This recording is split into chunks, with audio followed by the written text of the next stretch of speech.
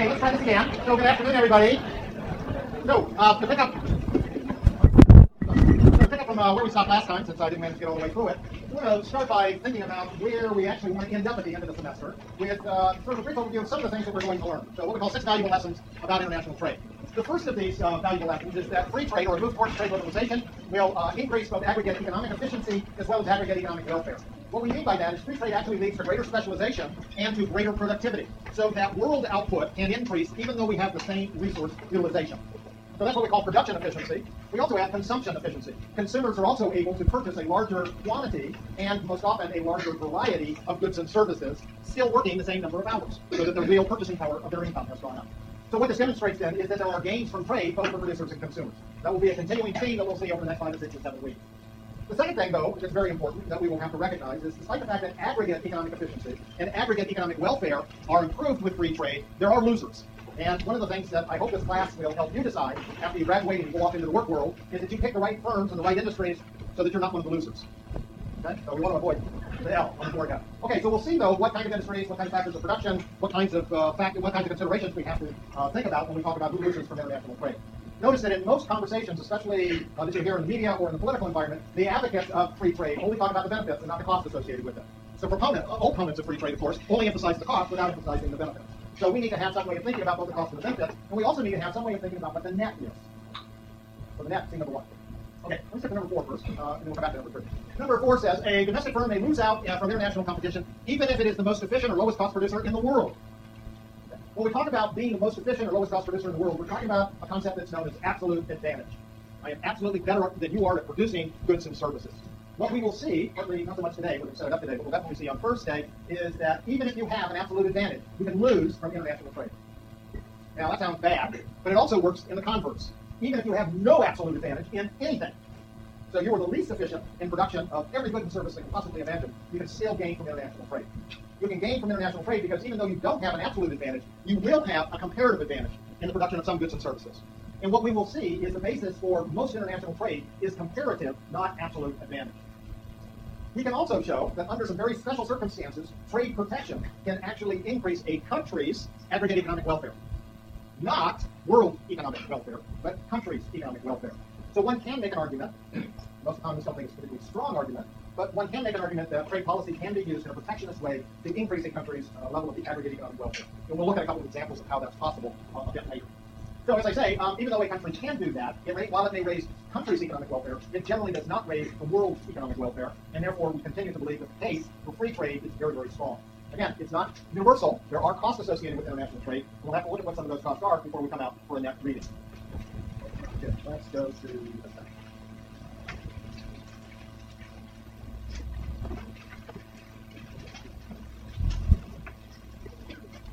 So our first model of international trade is known as the Ricardian model, named after David Ricardo. It could have been that smart because he's been dead for a couple hundred years. But anyway, it's an interesting idea that he published back in the early 1800s. So, as I mentioned last time, the whole notion or study of international trade has been around for several hundred years because sovereigns generally like to know what it was that they could do in terms of their economy to accumulate more and more gold and silver and other kinds of precious metals. It's a period of time that we now generally refer to as mercantilism.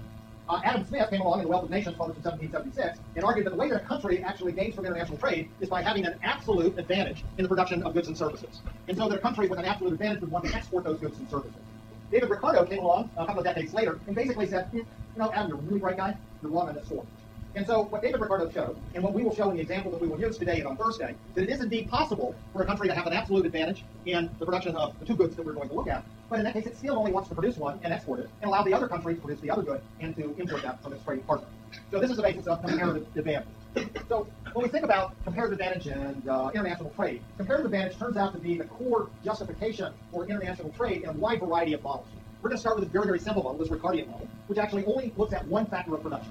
And then we're going to increase the number of factors of production and make it a little bit more complicated and look at some of the other things that can take place.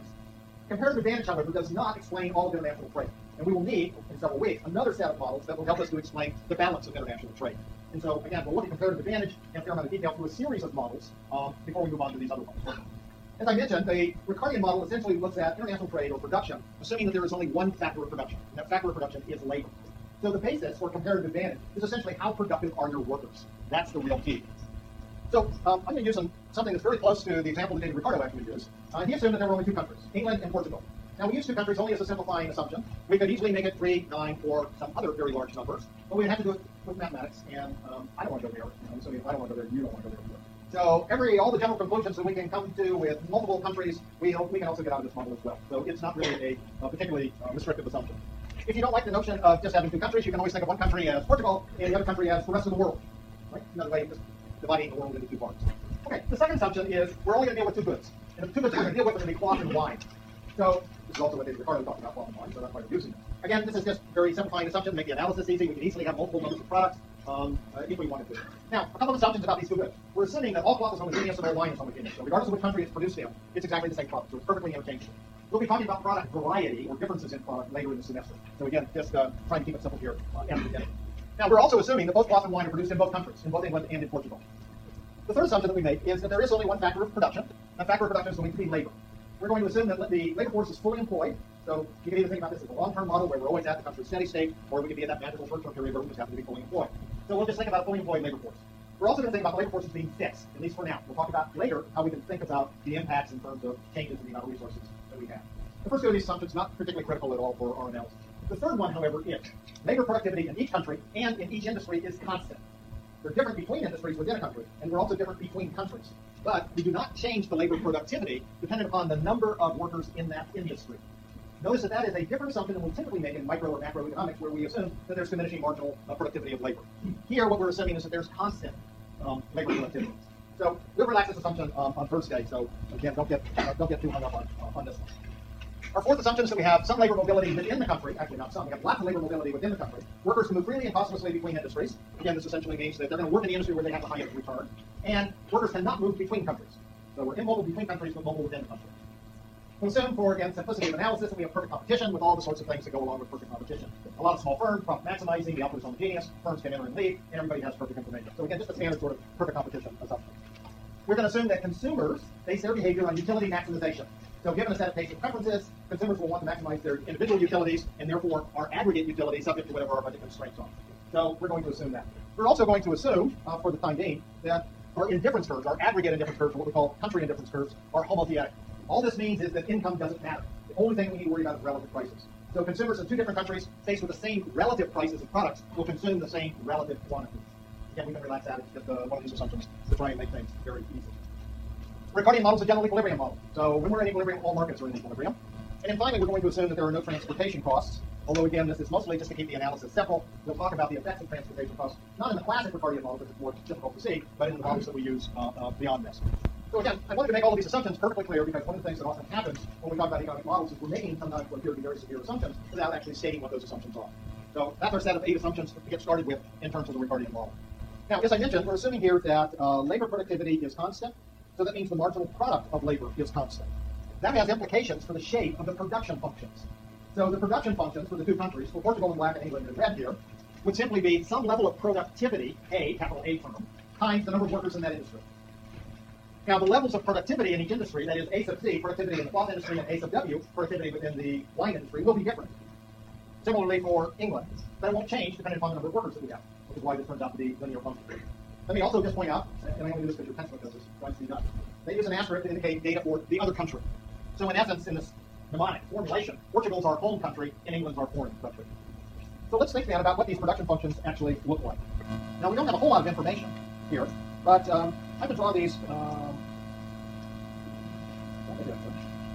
like this.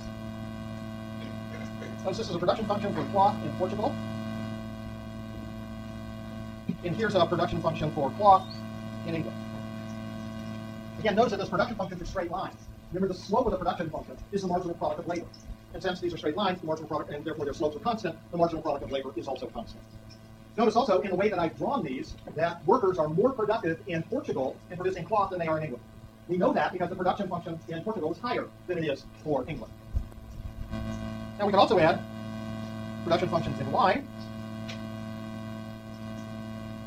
And the only thing that I want to be sure of here is that these production functions for wine actually look different, that is, have different slopes than the production functions that we have for cloth. They might not, but we wanted to set it up that way to indicate that we do, in fact, have different productivities across industries within a country and also across countries.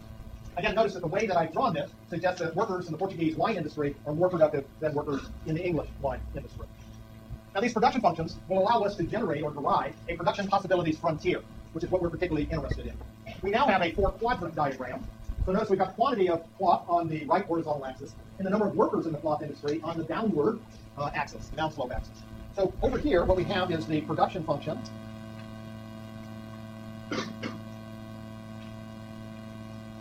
for cloth. Now we know it's a straight line, not necessarily going to take the same slope that I had in the previous slide. Let's just assume that it looks something like that. So this is just our production function for cloth in Portugal. You know it's Portugal because there's no asterisk.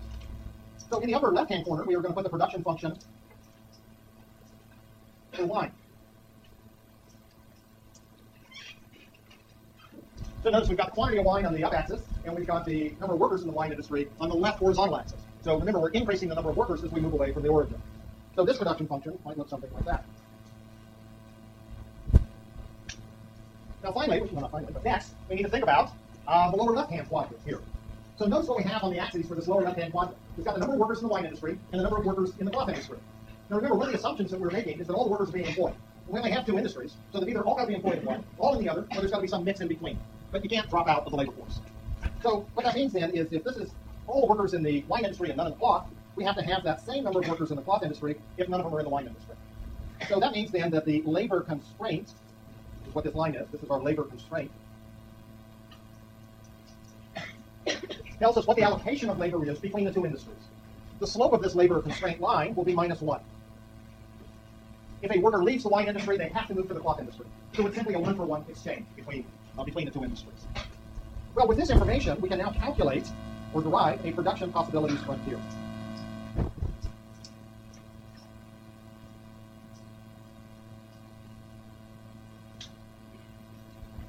Okay, so the easiest way to do that is let's assume that everybody works in the wine industry. We're not making any cloth. So if that were true, we could go up to the production function for wine, and this would tell us the maximum amount of wine that we could produce. Now, let's just flip that and assume that everybody works in the cloth industry, and we don't have anybody working in the wine industry. Again, we can come over to our production function for cloth, find out what the maximum quantity of cloth is that we can produce. Now, we know we can have other allocations of labor. We don't have to be all in one industry or all in the other. So pick any other point. Now notice we're dealing only with straight lines, so you can work it out, but the production possibilities frontier has to look like that. So given what we've drawn here, the slopes of the production functions for both industries will generate the production possibilities frontier. Now, it shouldn't be terribly surprising to you. The way I drew this production possibility, or this production function, showed that workers were much more productive in the cloth industry than they were in the wine industry. Right? For any level of employment, we got a much higher level of cloth output than we do wine output. And what that tells us then is this production possibilities frontier is going to be biased towards cloth production. The maximum amount of cloth that we can produce is much greater than the maximum amount of wine.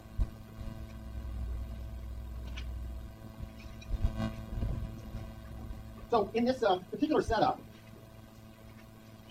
under the assumptions that we've made, our production possibilities frontiers will always be straight lines within what we call the classic Ricardian model. Some people drop out the word classic and they call it the Ricardian model. Next time, on Thursday, at the end of the lecture, we'll actually generalize this and get rid of this assumption of constant labor productivity, and we'll see what effect that makes, and we'll look a little more like what we're used to. So just notice, though, that this production possibilities frontier at this point is a straight line, and therefore its slope is a constant. Its slope is a constant. Now, with that in mind, let's think about what we can do with this, or how we can derive it in a different way. So whenever we have constant labor productivity, we can also define that labor productivity in what are known as unit labor requirements. So what a unit labor requirement is, it tells us how many units of labor, this could be measured in work hours, or work weeks, or work years, or if we have standard work time periods, it could be number of workers. We can define this in a lot of different ways. So little a, remember in macroeconomics, I don't know if you know micro, but in macroeconomics we use capital A as technology, right? So here, we're going to use a little a, still for technology, but it's for workers, labor in the wine industry. It's what we call the unit labor requirement. How many units of labor is required to produce 1 unit of output? And the same for the cloth industry. Now,